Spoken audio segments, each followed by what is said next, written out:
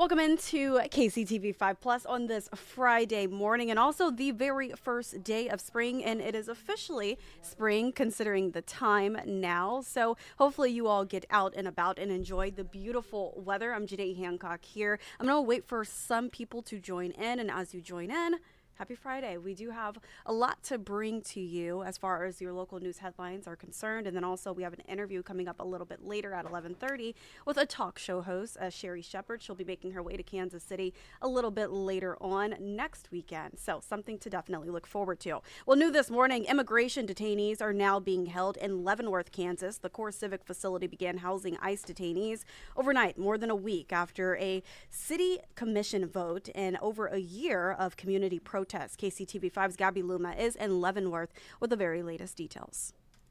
Immigration and Customs Enforcement has confirmed that there are 20 detainees inside this facility right behind me. Now, we're learning this over the last 24 hours as ICE has confirmed that, and they have added this is just the first wave of detainees with the new arrangement. Detainees are promised 3 hot meals a day, clean spaces and toiletries, along with medical care. The city says they are aware detainees are inside, and they say ICE is doing their job at this point. They tell us as of now, the facility is running in compliance with the special use permit.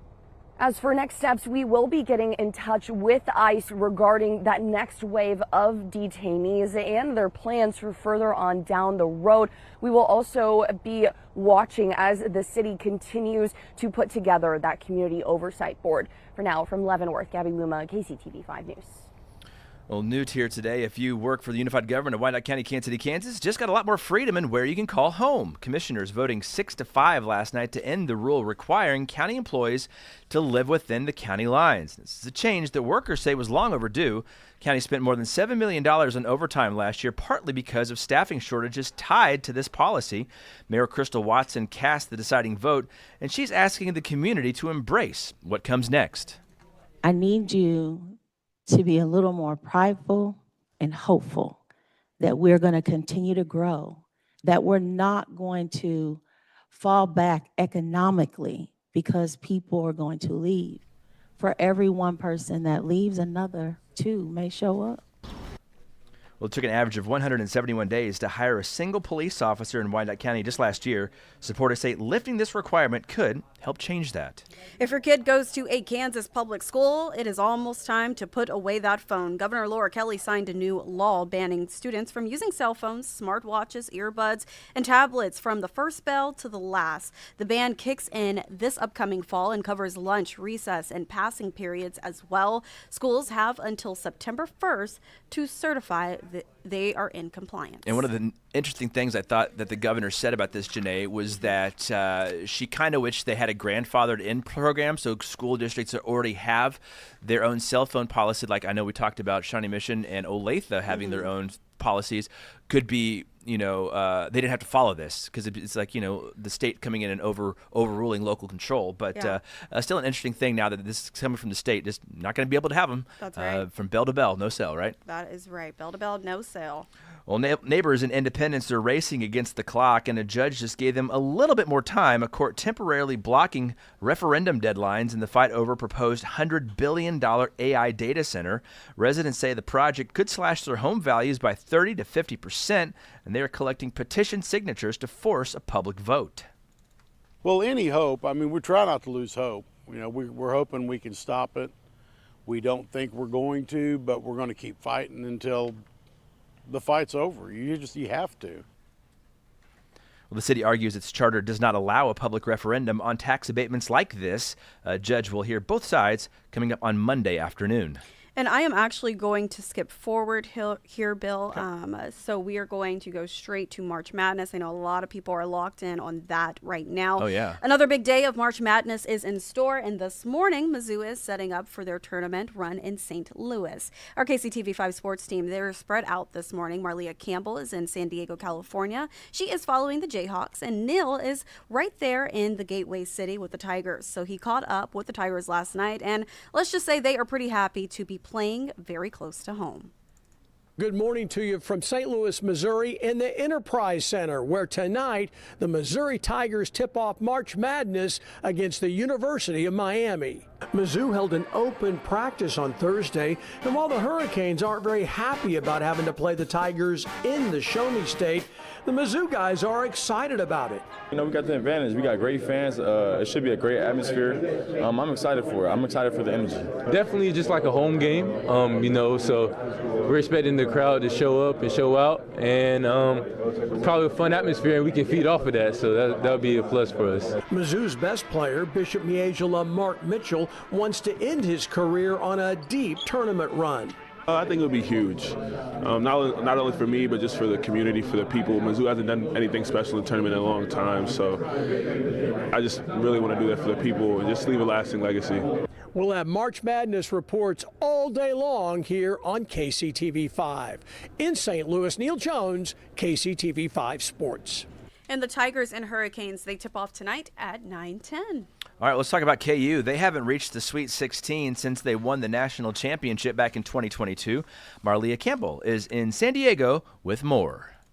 Morning from sunny San Diego, where we have finally made it to game day. Kansas will tip off their NCAA tournament run tonight against 13th seed California Baptist. It'll be the first ever NCAA tournament appearance for the Lancers. The Jayhawks laced up their dancing shoes Thursday for one final practice before opening tournament play Friday night. Extremely excited. This is like a dream come true for a lot of us. Super excited. This is what I think every kid dreams of. Their first test of the tourney, Dominique Daniels. The Lancers guard ranks 5th in the nation with 23.2 points per game. A player who's averaging that all year, has seen every defense possible, so it's going to be a team job, just trying to load up against him, make it tough, but also fight fire with fire. You know, if they're a scoring team, we're going to score against them as well, make them guard too. Kansas hasn't made it out of the first weekend since winning it all in 2022, but this year's team has something those last 3 rosters didn't. Star freshman and projected top NBA draft pick Darren Peterson. We got a player that is a true potential difference maker. You know, unfortunately, we haven't had him at full speed, you know, the vast majority of the year. But he tells me, and I believe it, and I see it, that he's moving, and this is the best he's felt all year. We all have fun together, and hopefully it ends in the championship.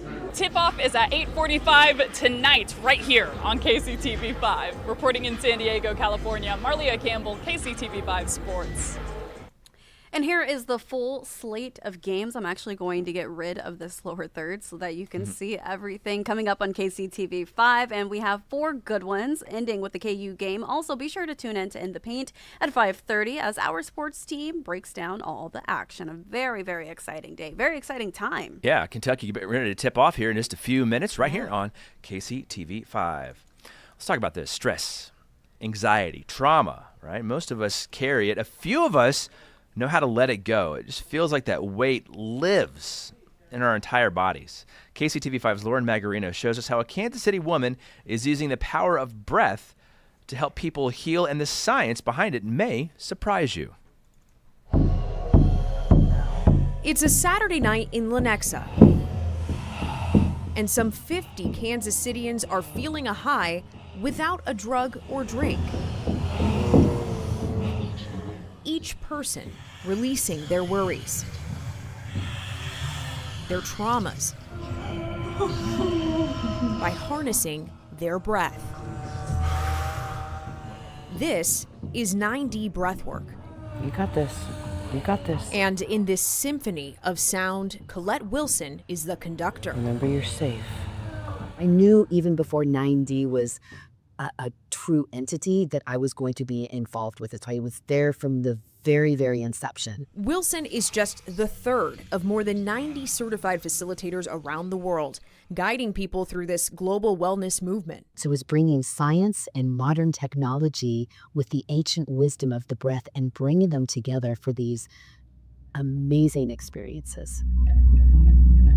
Staying with your breath. From sustained conscious breathing to layers of sounds engineered to tap certain brain activity.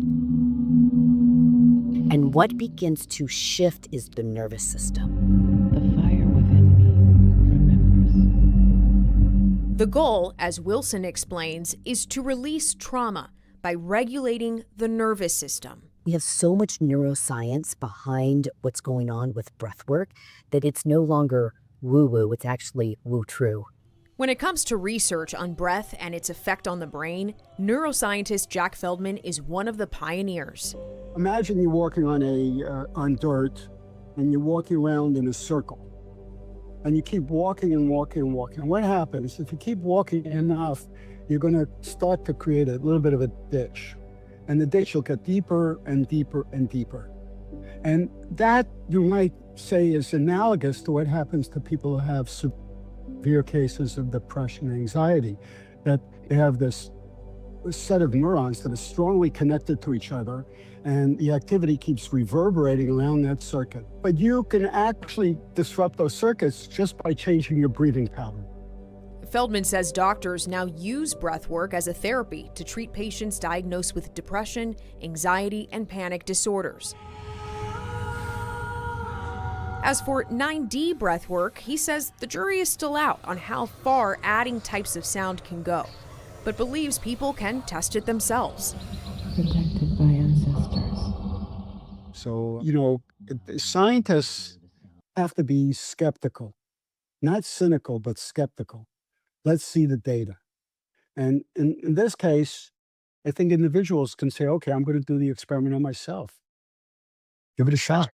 So just circle breathe like that. Jason Prayson did. Breathwork turned into my drug. He says it helped him begin to heal from deep grief. My father passed away at 3, so I had some abandonment wounds and things like I needed to deal with. From the unseen scars of a surgery that left him in a coma and a traumatic career in law enforcement.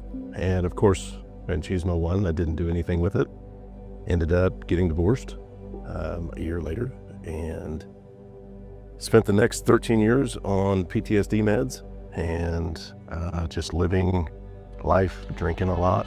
And the leader within begins to rise. Until breathwork helped him not numb, but navigate his emotions. Cops aren't shaking when they're going through that. They're bottling that stuff up.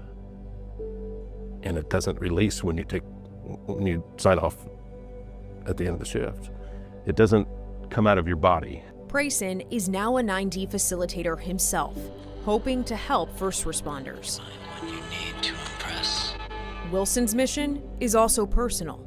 Her mother struggled with mental illness. She tried all sorts of medications, always with a counselor, therapist, inpatient treatments, and eventually it turned into chronic pain, chronic fibromyalgia, you name it. It manifested physically. It manifested physically, and she still was constantly looking for safety and peace.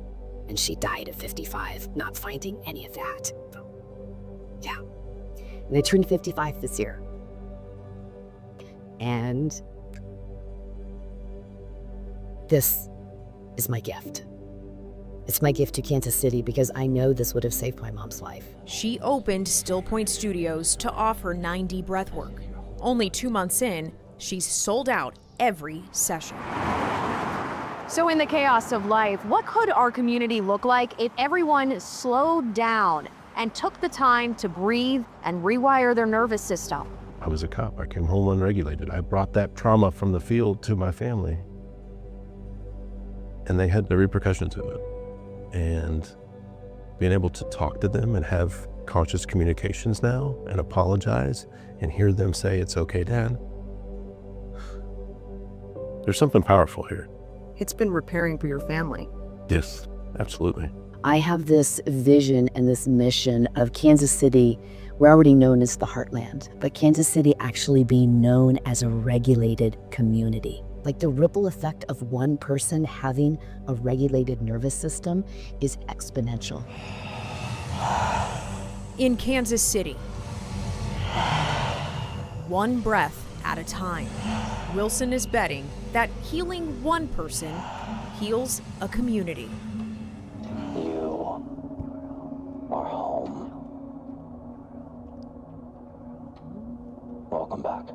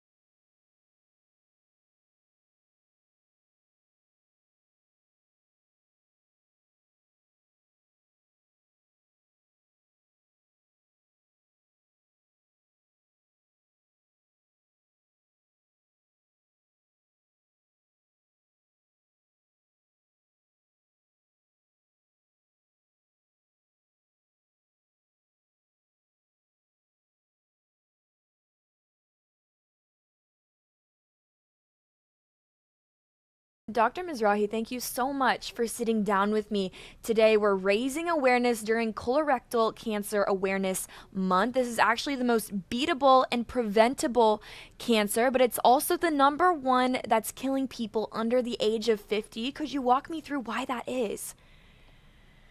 Yes, it's first of all, Katie, it's great to be back here. I think this is a great thing that we do because colorectal cancer is on the rise and it is truly, preventable and curable. So awareness is key. So yeah, unfortunately, it used to be back in the day, everyone thought, oh, you have to be old to get cancer, never mind colorectal cancer. But as of recent, it is the number one cause of cancer deaths in men and women under 50. Wow, pretty shocking statistic there, and all more reason why awareness and screening is so important. Screening is something I wanted to ask you about today. I feel like it gets a pretty bad rap. Nobody really looks forward to their colonoscopy. Can you walk me through why people don't like them and why it's still so important? Yeah, I mean, truly the hardest part about a colonoscopy is one, scheduling it, and two, getting it done and showing up for your appointment. And then also doing the prep. The prep, it's a clean out. At the end of the day, the colon is a big tube, usually full of stool that you have to clean out. So the prep is something you do the day before. And that can be something that patients don't like, especially if it's their first time. But once they get that done, go into the appointment, you talk to the anesthesiologist, and then they give you what's called it's called monitored anesthesia sedation. So you take the best nap of your life, and then while you're doing that, then we insert a scope to look at the rectum and colon to make sure that we don't find anything abnormal. The good news about that is if we do see a polyp, we remove it. And if it's benign, we're done. If it is an early cancer, usually it is preventable. Yeah, and Dr. Mizrahi, something that's interesting about the colonoscopy, it can act as a screening. It can also act as a prevention mechanism, like whenever you do remove those polyps. And I wanted to ask you a little bit more about the prep work. What does that usually entail for patients? So usually the night before, we start on a clear liquid diet, and then we drink a solution, some people like, the liquid form or there's tablets that clean you out. And you usually do that, at home where you have easy access to the bathroom. And then the next day you're cleaned out, you come in, and then we do the procedure. And the good news about that is you are able to look, the purpose of the colonoscopy is to see if there's any abnormalities. And if there is polyps aren't necessarily abnormal. It's just that if they don't get removed, they can continue to grow, and those are what turn into cancer. So by virtue of doing a colonoscopy and you remove the polyp, that ends the growth cycle of that polyp and usually ends the possibility of developing a cancer.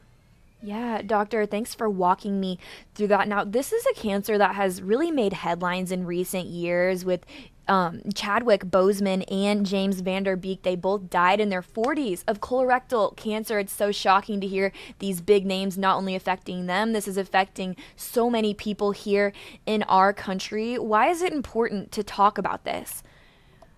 Yeah, it's very unfortunate. I mean, young people are losing their lives due to colorectal cancer. But in a way, it shed lights on it. It shed lights and awareness on, what colorectal cancer is, and it is detectable and is preventable. So, unfortunately, a lot of people think with colorectal cancer, you have symptoms. And some of the common symptoms are bleeding, weight loss, change in bowel habits. But unfortunately, that's not always the case. And sometimes there's no symptoms. So really, that's where screening comes in. And usually when young adults get it, when it's detected, it's usually more advanced. Hence, they don't do as well. Wow. And along with that, I know you guys have some new treatment and technological advancements that do help with these screenings. Could you tell me more about that part? Yeah, traditionally colorectal cancer was treated usually with a big open incision where the patients would come in and you would perform the procedure, and then they would be in the hospital for anywhere close to 7 to 10 days just from recovering from that incision. Now, it's, evolved to where we used to do it laparoscopically, which was minimally invasive, and then it further evolved into newer technology with robotics. So the Da Vinci robotic system is the latest and greatest in robots. And, the good news with that is I was very fortunate. I started doing robotic surgery in 2012. I did it with the SI system. which was revolutionary in terms of greater, view. It had high def picture, and the instruments were articulating. So then the good news about that is then we evolved even more, and the DV5 came about. And I was fortunate to be one of the fifth in the country to use it. In fact, Menorah was the first hospital in the area to get it. And patients just benefit from that. So you're not in the hospital for a long period of time. You recover quicker. You get back to normal function and less complications. Yeah, and I know family history is another big part of that. If people do have more family history, they're encouraged to get screened earlier. Could you walk me through that part? Yeah, so in terms of genetics, you can't help genetics. So about 50% of the time, genetics can be a factor in terms of getting colorectal cancer. But besides genetics, there's also underlying disease process, such as an inflammatory bowel disease, Crohn's disease, ulcerative colitis, or if you have a hereditary polyposis syndrome. But otherwise, those are some of the risk factors. But fortunately, there's some controllable risk factors. Yeah, and then, doctor, for people right here in Kansas City, maybe they're a little apprehensive about finally scheduling that colonoscopy. What do you want them to know? Well, I think it's great that March is Colorectal Awareness Month, and thank you again for doing this to, spread awareness. And colorectal cancer can happen in any age. It's not an older disease. In fact, if anything is showing right now, it's becoming more and more prevalent in younger population. So screening is important in that you can detect, it early or prevent it. So I think that using this platform, it's great to let people know that, hey, it's okay. Listen to your body. If you're having symptoms such as bleeding, weight loss, bowel habit changes, and then, see your doctor and get a screening colonoscopy scheduled. Such an important message, doctor. Is there anything else that I haven't yet mentioned that you'd like to add in? No, again, I can't emphasize how important it is early detection with colorectal cancer. And if you have issues, if you're having symptoms, or if you have family history, by all means, talk to your doctor, get an appointment scheduled. And if a colonoscopy is necessary, that's something that you need to do. Yeah, again, Dr. Mizrahi, thank you so much for sitting down with me, especially during Colorectal Cancer Awareness Month. I'm looking forward to spreading your message with people right here in our community. Thank you. Katie, thank you so much. Yes.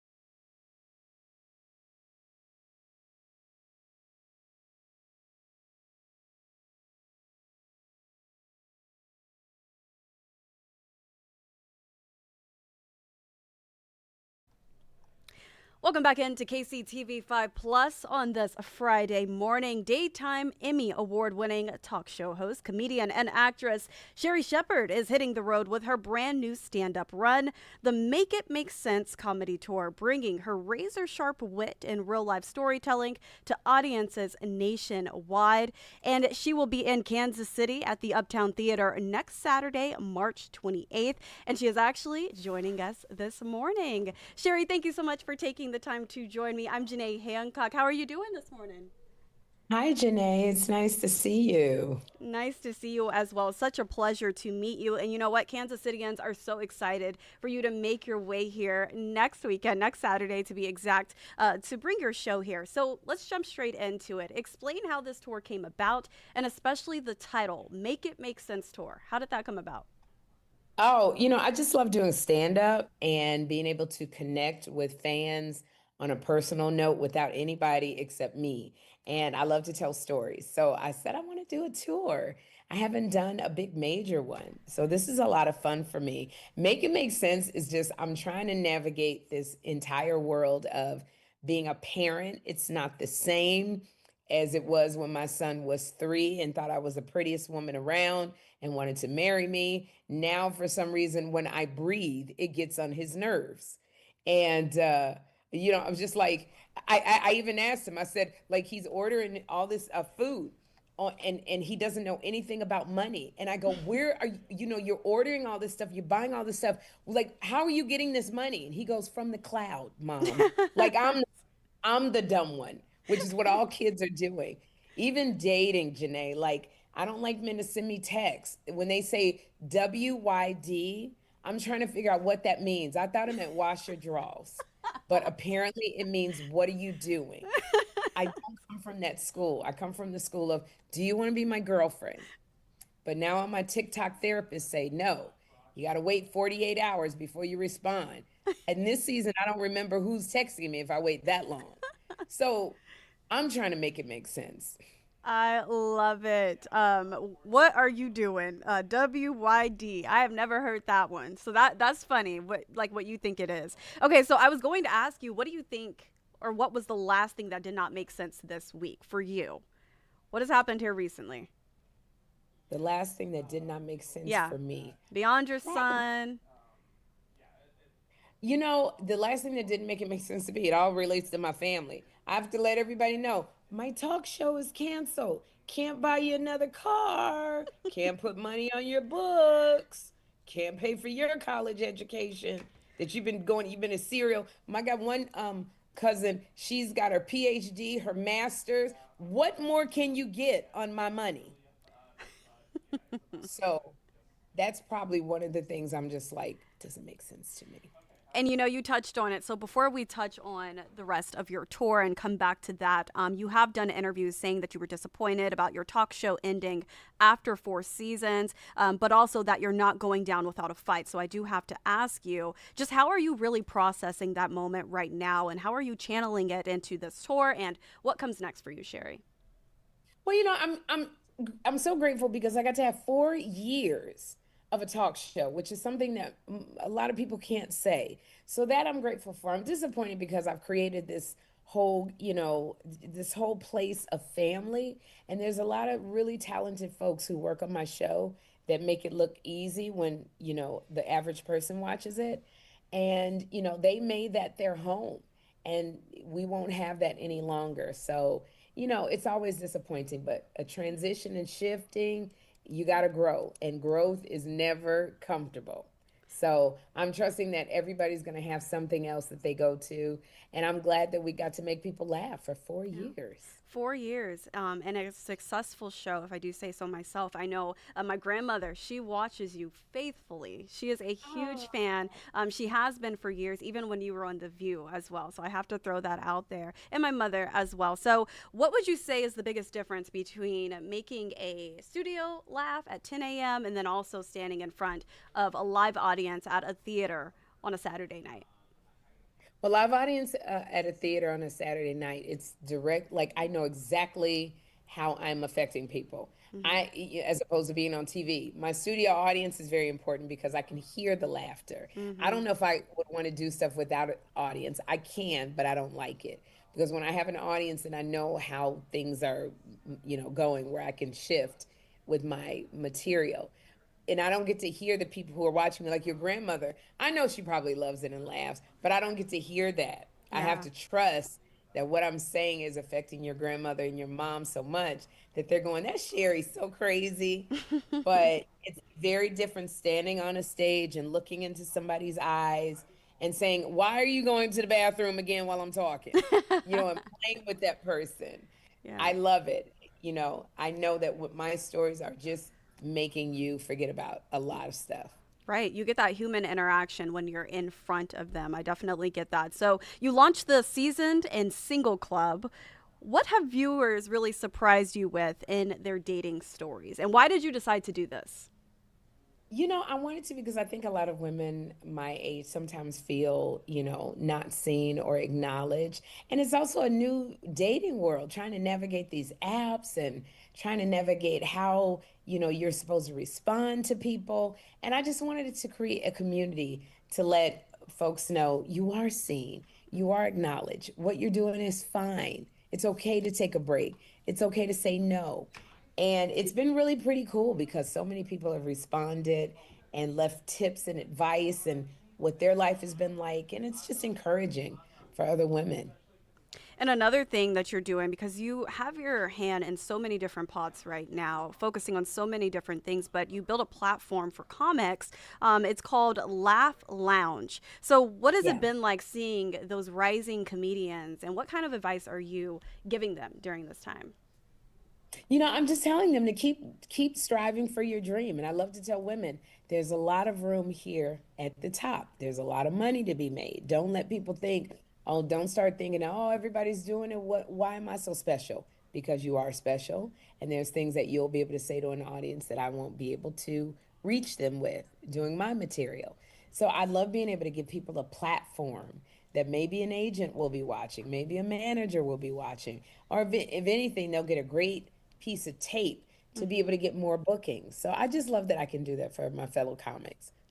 And I do want to take a look at this video, Sherry, because you recently received your star on the Walk of Fame, the Hollywood Walk of Fame, which is huge, a huge honor. But you were also nominated for multiple NAACP Image Awards. How does recognition like that hit you at this point in your career? Oh, it feels so much sweeter, Janae, because I think I appreciate it more because it is such an honor. Receiving my star, it's right a block away from where I got my first studio apartment, me and the roaches that I lived with. It was infested. Not Oh the my roaches, God. Sherry.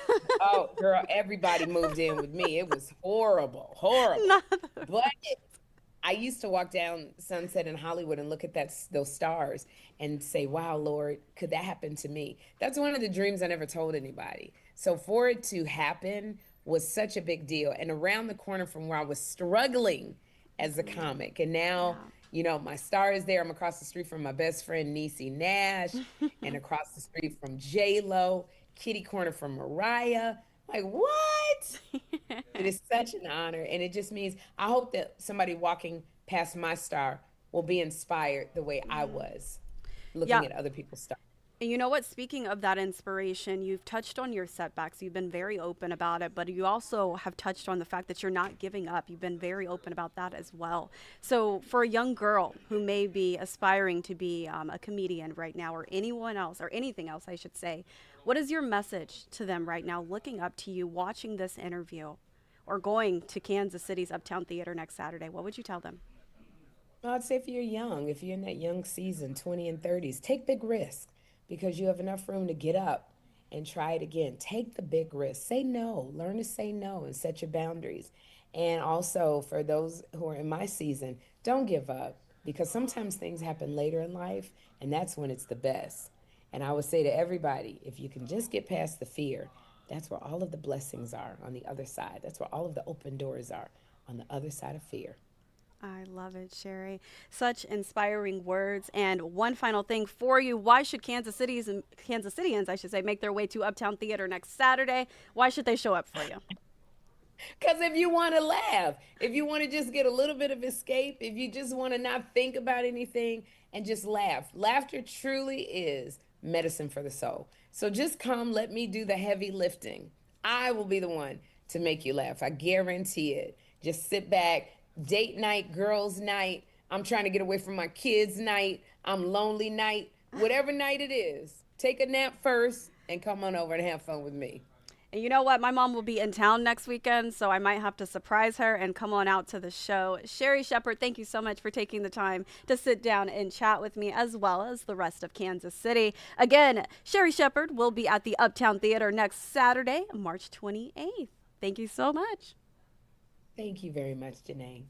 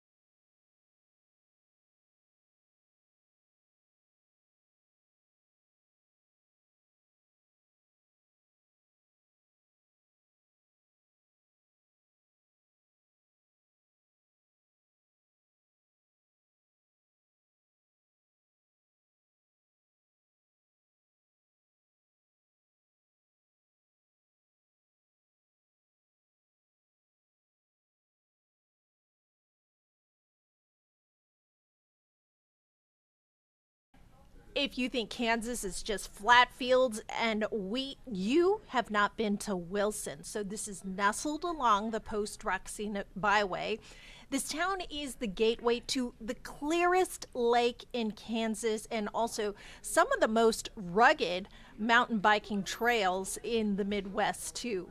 So that is where we're going for today's virtual trip for Destination Heartland. I'm Sharon Chen with KCTV5 News. All right, so Wilson, Kansas. It is also the Czech capital of Kansas. So right now I'm going to go ahead and bring in Melinda Merrill, and Melinda is president of the board of Wilson Tourism Hub. Thanks for joining us here today, Melinda. Thank you very much for having me. All right, so let's dig right in. Let's talk about what makes Wilson, Kansas a hidden gem worth visiting. Well, I think a wonderful thing about Wilson is that it's only 2 miles off of I-70, but it's a whole world away from any place that you might want to that you are living. It's like taking a step back in town. Many of the buildings are in the business district are built from the limestone from the area, which is over 100 years old. And then you will also see we actually have two payphones in town because we have a local um, telecommunications company who keeps those telephone uh, the telephone payphones going. And then in addition to coming into this historical town that has been here since starting probably in 1864, we are surrounded by the beautiful hills of the area. We have gorgeous local hiking. We are on a major bird migratory path. We have a beautiful lake, as you mentioned, that is one of the clearest in the state. On that lake, they have kayaking, they have paddle sailboats, they have paddle boats, they have pontoon boats, they have fishing. They have fishing contests in the whole area. We have hunting.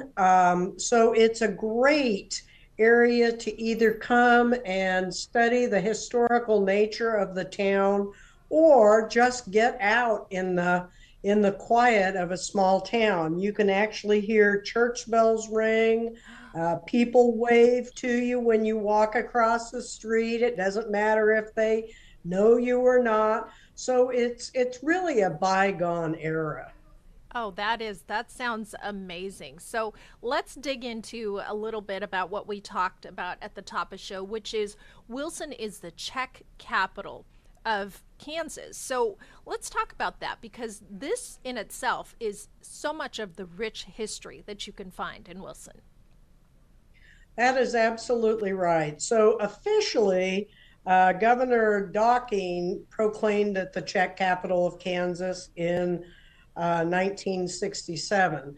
But the real reason behind that is because we had travelers coming from the Czech Republic. As you know, as we had immigrants coming into the United States, they came out on the railroad and they were working for the railroad. They were given free land.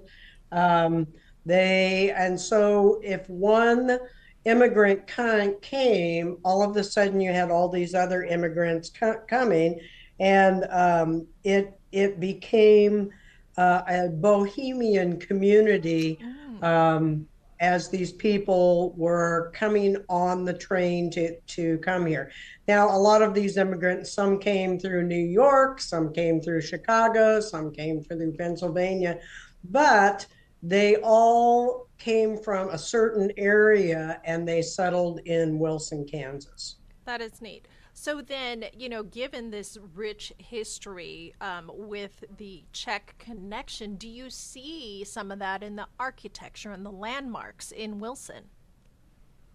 Well, I would say of course, we have the world's largest Czech egg, which we can talk about that in a little bit because I think that's really indicates the area.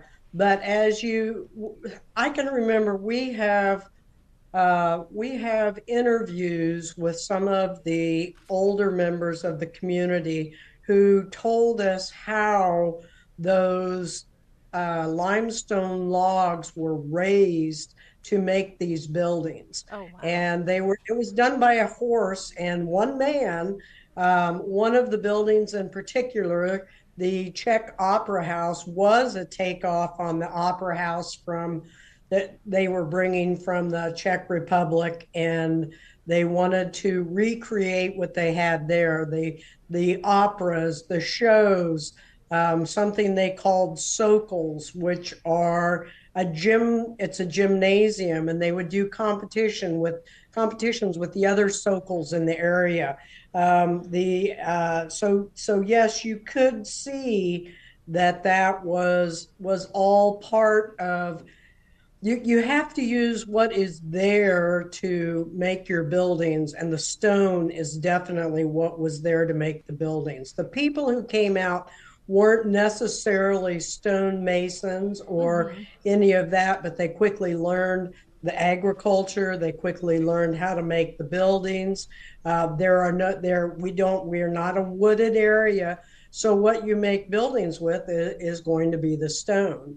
And there are quarries all over that area that they pulled the stone in from. So then, can you tour some of these buildings that were made of limestone there in town? Oh my goodness, yes. You can tour, well, you tour them. I mean, so in 1899, the Midland Railroad Hotel, which is a stone building, was made. It was in response to the railroad coming through. It had, it was a boarding house, it was a hotel, it was a place where the salesman would come and show their samples. And it also is an incredible example of architecture from that time period. It did burn once, but they rebuilt it. It's been renovated now. It's a working hotel with two restaurants, 28 rooms.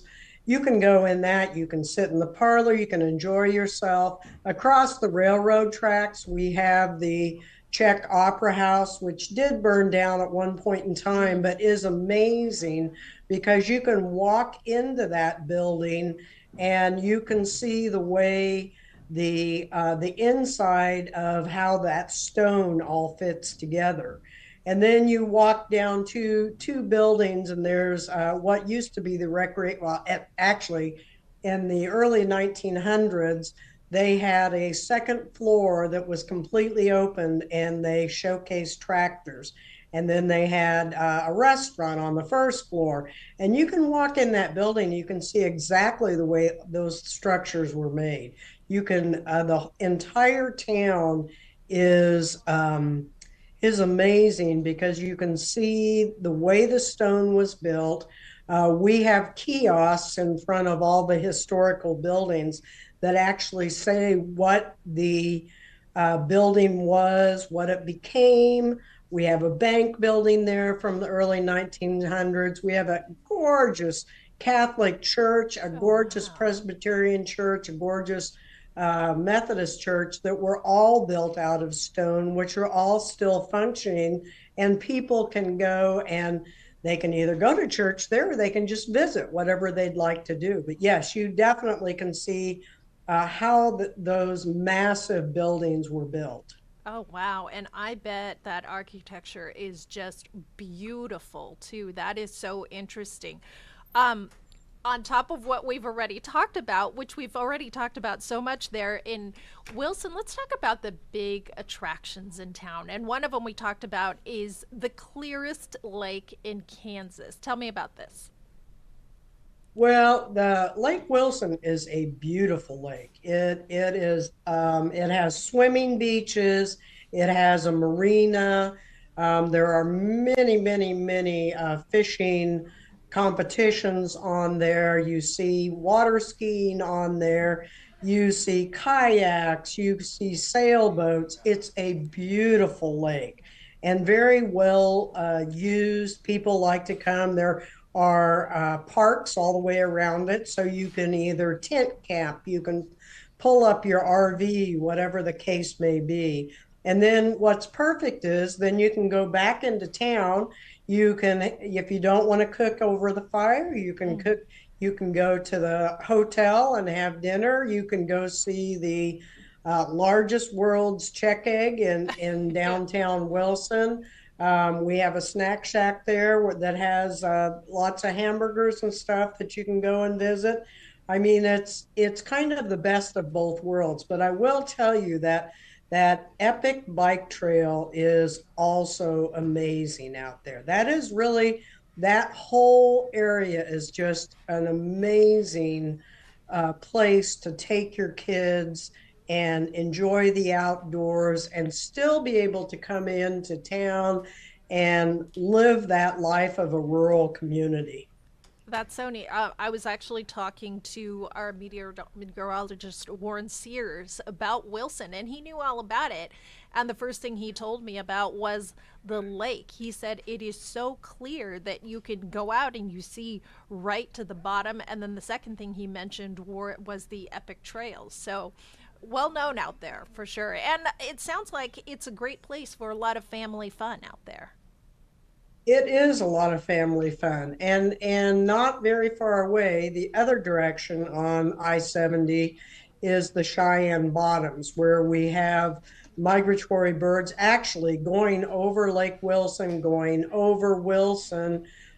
You see in the spring and the fall huge flocks of migratory birds, of herons, of pelicans, of seagulls. It is truly amazing.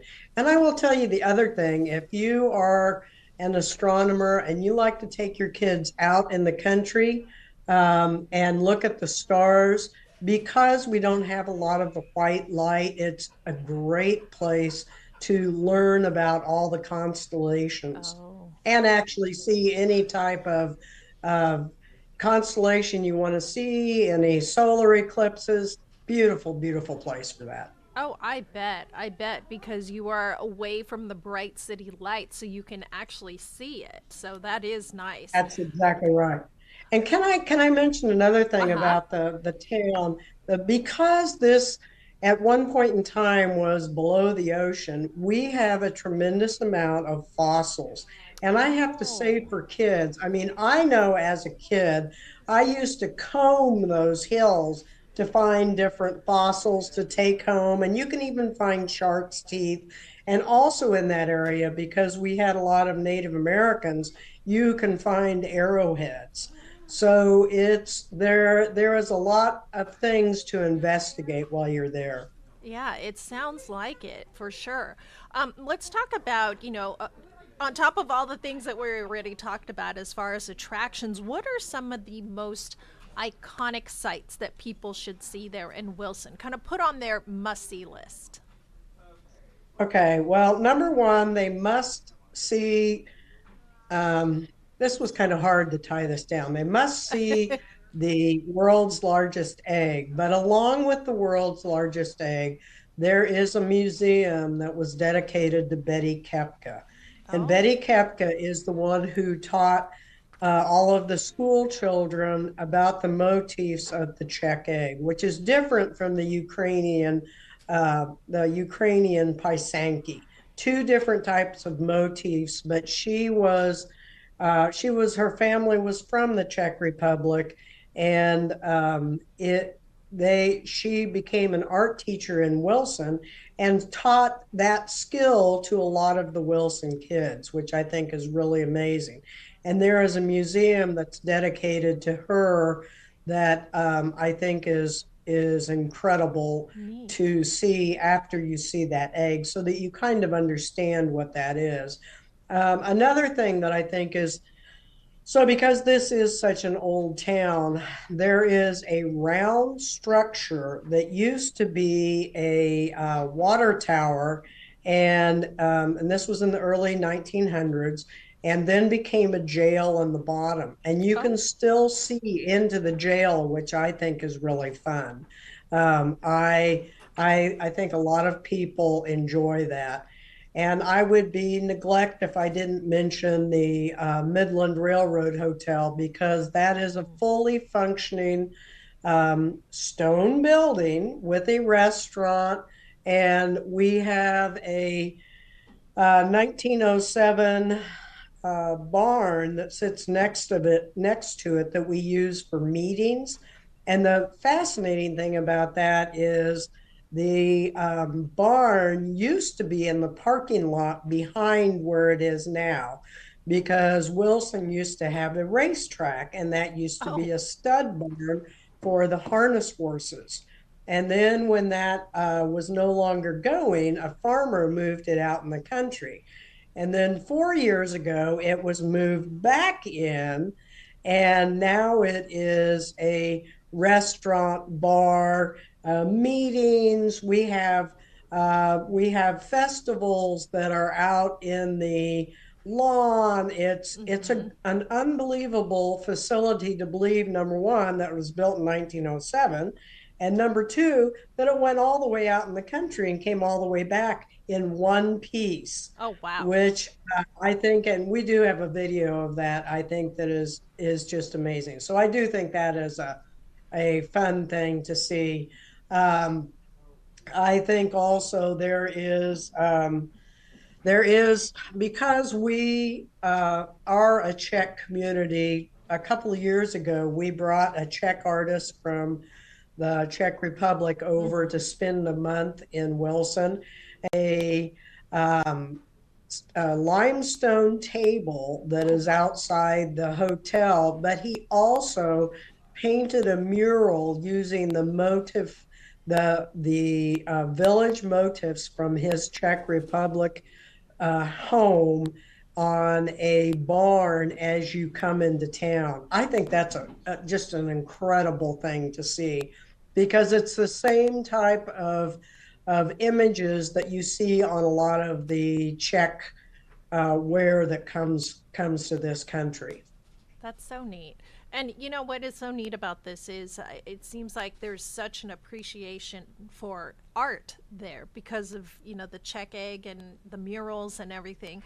We still have so much to talk about in Wilson, but what we want to do right now is just take a quick break, and then we will be back with more on Wilson and Melinda. So stay tuned to Destination Heartland.